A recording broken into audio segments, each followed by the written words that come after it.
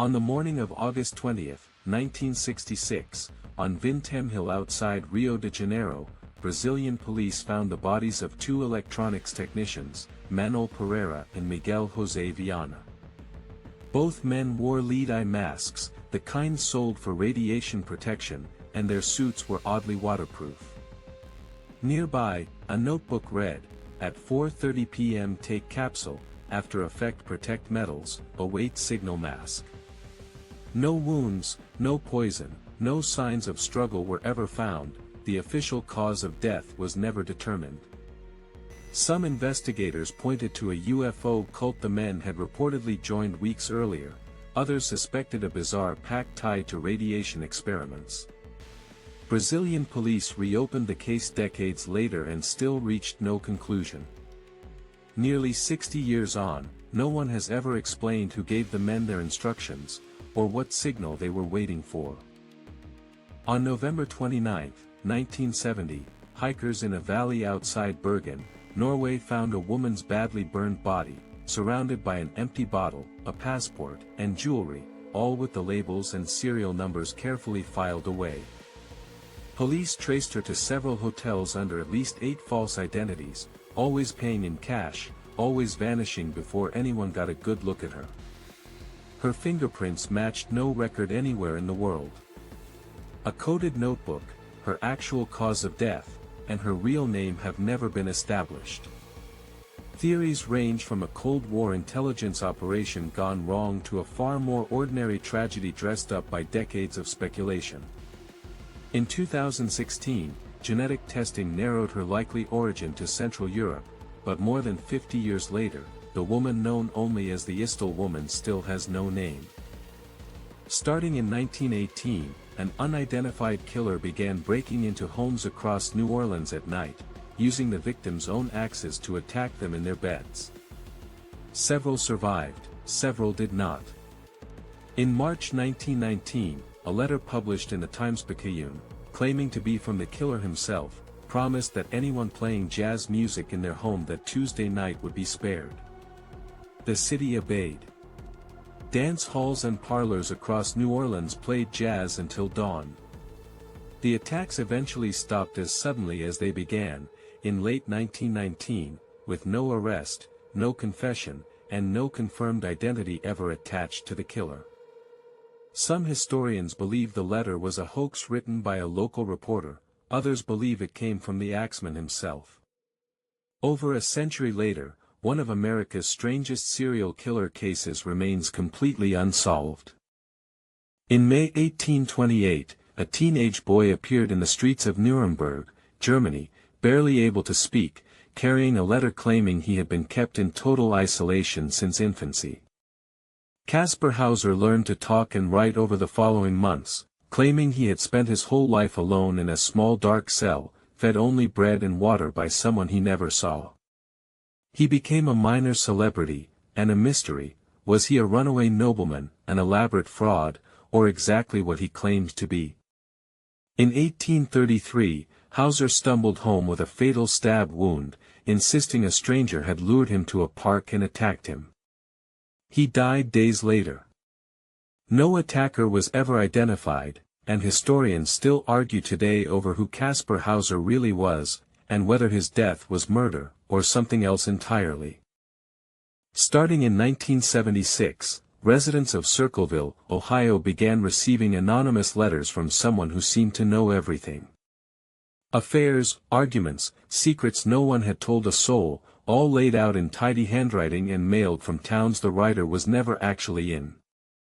When local bus driver Mary Gillespie received threats and later found a booby-trapped gun rigged to fire when she opened a roadside sign, police traced the device back to her brother-in-law, Paul Freshour.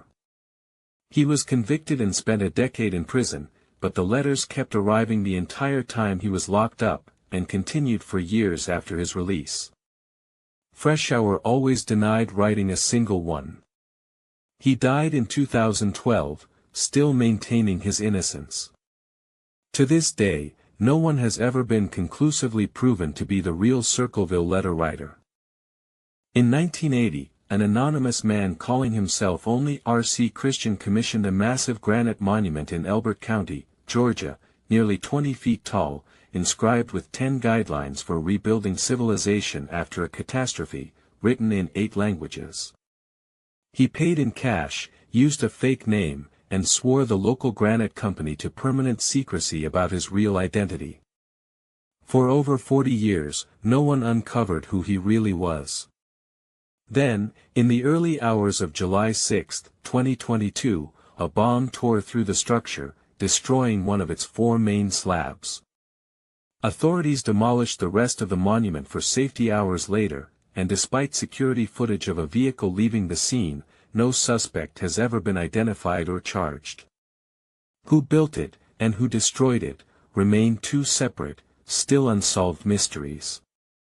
In July 1518, a woman named Frau Trophia stepped into a street in Strasbourg and began to dance, and did not stop. Within a week, dozens of others had joined her, dancing uncontrollably through the summer heat with no music and no apparent reason. Physicians of the time ruled out demonic possession and prescribed more dancing as a cure, hiring musicians and building a stage to help sufferers, quote, dance it out. It didn't work. By the peak of the outbreak, as many as 400 people were dancing at once, and contemporary records suggest some of them collapsed and died from heart attacks, strokes, and pure exhaustion. The plague finally faded after about 2 months, as mysteriously as it began. Modern historians have proposed mass psychogenic illness, ergot poisoning, and religious hysteria, but 500 years later, no single explanation accounts for everything witnesses recorded. Scattered across 200 square miles of Peruvian desert are hundreds of massive geoglyphs, a hummingbird, a monkey, a spider, straight lines running for miles, invisible from the ground and only fully visible from the air. The Nazca people carved them between 500 BCE and 500 CE, over 1,000 years before human flight existed anywhere on Earth. Archaeologists agree on how they were made, by removing dark surface stones to reveal lighter ground beneath, but not conclusively on why. Theories include astronomical calendars, sacred pathways for rituals, and messages to gods who could only see them from the sky. The lines have survived for centuries almost entirely because of the region's near-zero rainfall and wind. Why a civilization with no aircraft invested enormous labor into art only visible from far above remains one of archaeology's most debated open questions. In 1901, divers exploring an ancient Greek shipwreck near the island of Antikythera pulled up a corroded lump of bronze that sat in a museum drawer for decades before anyone realized what it was. X-ray and CT scans eventually revealed over 30 precision-cut bronze gears inside, forming a mechanical calculator capable of predicting eclipses, tracking the moon's irregular orbit, and marking the dates of the ancient Olympic Games. Nothing else of its complexity appears in the historical record for the next 1,500 years. Historians still don't know who built it, exactly how many were made, or why the technology seems to have simply vanished afterward. Some researchers believe it descends from a lost tradition of Greek engineering we've never found evidence of anywhere else. Over a century after it was pulled from the sea, the Antikythera Mechanism is still being studied, and still isn't fully understood. Over several nights in late December 1980, U.S. Air Force personnel stationed at RAF Bentwaters in Rendlesham Forest, England, reported strange lights descending into the trees nearby. Patrols sent to investigate described a metallic, triangular object with unfamiliar markings, and reported radiation readings above normal at the site afterward. Deputy Base Commander Lieutenant Colonel Charles Holt recorded much of the encounter on audio tape in real time, and later filed an official memo to the British Ministry of Defence describing the event in detail. That memo stayed effectively buried for years before becoming public. The Ministry of Defense has maintained the incident posed no threat to national security and conducted no further investigation. Multiple military witnesses have stood by their accounts for over 40 years. To this day, Britain's most famous UFO case has never received an official explanation, only more questions, coming next time.